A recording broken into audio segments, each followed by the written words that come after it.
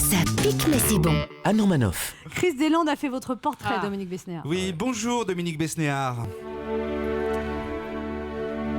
Ce midi, mesdames et messieurs, nous recevons le plus génial, le plus talentueux, le plus incroyable, bref, n'ayons pas peur de le dire, le plus grand producteur français.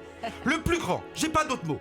Je sais pas quoi dire de plus. Et vous me connaissez, messieurs, dames, je n'aime pas abuser des superlatifs, je suis pas un vil flatteur. Et ne pensez pas, Dominique, oui, que je dis ça parce que j'ai 2-3 scripts, 2-3 idées sous le coude, 2-3 pitchs, comme on dit dans le métier. Non, pas du tout, c'est pas du tout le genre de la maison.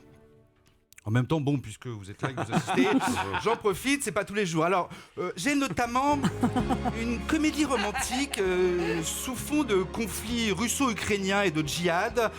Très drôle, très moderne, une comédie, mais en même temps qui parle de maintenant un gros potentiel, un gros buzz, et ce serait avec Kev Adams. Oui.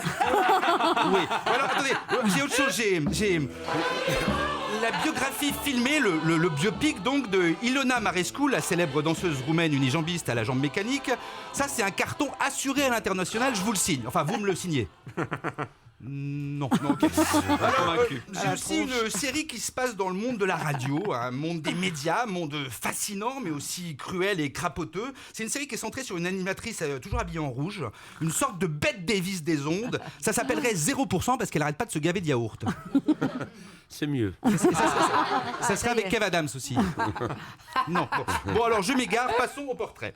Dominique Besnéard, enfant, votre théâtre sera l'épicerie de vos parents où vous ne cesserez d'observer les clientes. De cette curiosité dont on dit à tort qu'elle est un vilain défaut, vous ferez votre métier. Très vite, vous prenez en charge la figuration, puis les petits rôles dans diverses productions.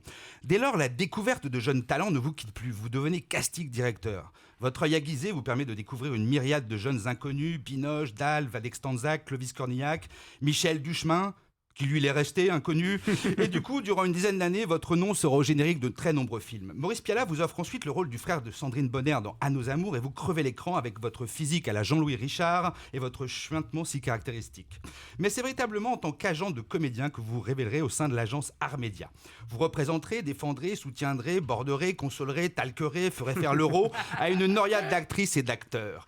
Ils ont tout fait, les chagrins d'amour, les photos volées, les gardes à vue en passant par les dettes fiscales. Et moi, je vous le dis, 10% pour supporter une actrice ou un acteur, c'est pas assez. Les acteurs qui travaillent s'angoissent de travailler, ceux qui travaillent pas, ils s'angoissent encore plus. C'est un métier d'angoissé.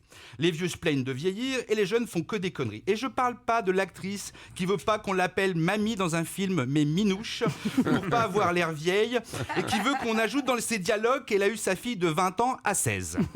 Mais le métier d'agent change et vous ne vous retrouvez plus dans cette profession qui se peuple de types qui ont fait HEC, vous l'amoureux du cinéma à l'ancienne, où les producteurs s'appelaient Jean-Pierre Rassam ou Claude Berry. Et c'est pourquoi vous décidez de devenir producteur à votre tour. Et puis, pourquoi continuer à toucher 10% quand on se rend compte que c'est mieux d'en toucher 30 ?